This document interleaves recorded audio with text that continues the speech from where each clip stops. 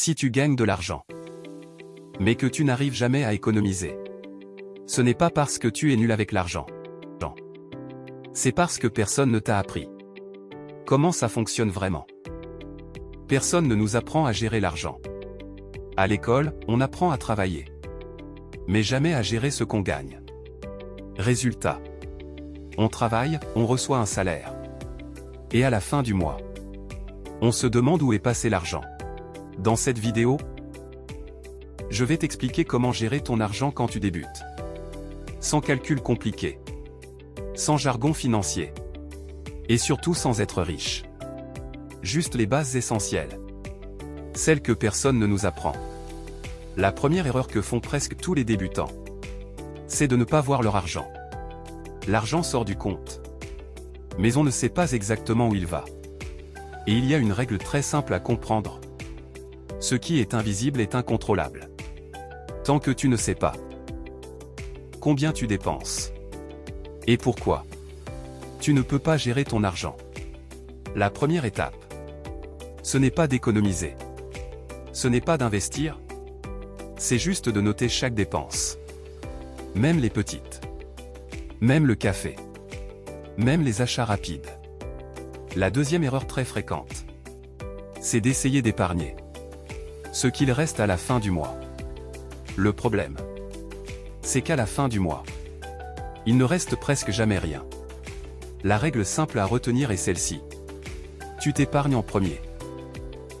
Dès que tu reçois ton revenu, même une petite somme, tu la mets de côté.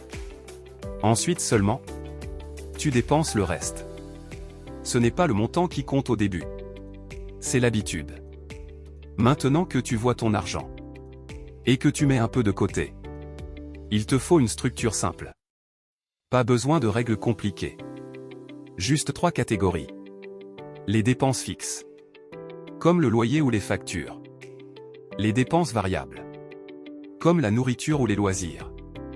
L'épargne. L'objectif n'est pas d'être parfait. Le vrai problème avec l'argent, ce n'est pas le manque. C'est l'invisibilité.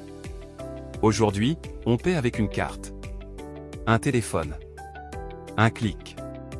Résultat, on dépense sans ressentir. Et il y a une règle fondamentale. Tu ne peux pas gérer ce que tu ne vois pas. La première étape, ce n'est pas investir, économiser beaucoup, gagner plus. C'est simplement de noter chaque dépense. Pas pour te juger, pas pour te priver, mais pour comprendre ton comportement. Exemple concret. Beaucoup de gens découvrent qu'ils dépensent 50, 100, parfois 200 € par mois. En petites choses qu'ils ne remarquaient même pas. S'il voit de l'argent disponible, il va l'utiliser. La solution n'est pas la discipline extrême. La solution, c'est l'automatisme.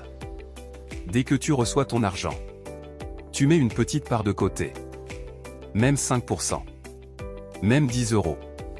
Ce qui compte, ce n'est pas le montant. C'est la priorité. Tu te paies en premier. Si beaucoup de gens abandonnent la gestion de leur argent, ce n'est pas parce qu'ils sont mauvais. C'est parce qu'on leur vend des méthodes trop compliquées, des tableaux complexes, des règles irréalistes, ou des objectifs trop élevés. La vérité, c'est que la gestion de l'argent doit s'adapter à ta vie, pas l'inverse. Si une méthode te décourage, ce n'est pas toi le problème. Commencer petit, c'est la seule façon de durer. Gérer son argent, ce n'est pas être riche. Ce n'est pas être parfait. C'est être conscient et intentionnel. Si tu maîtrises les bases, l'argent devient un outil, pas une source de stress. Sur Cash sans face, on apprend l'argent et le business. Simplement, étape par étape. Gérer son argent, ce n'est pas un sprint. C'est une habitude qui se construit, mois après mois. Certains mois seront plus faciles, d'autres non. Et c'est normal. Ce qui compte, ce n'est pas d'être parfait, mais de rester conscient. Plus tu comprends ton argent, moins il te contrôle. Et plus tu gagnes en liberté. Économiser. Ce n'est qu'une partie de la gestion de l'argent. Si tu veux vraiment reprendre le contrôle, il faut aussi comprendre où va ton argent et comment le structurer. J'en parle en détail dans la première vidéo de la chaîne.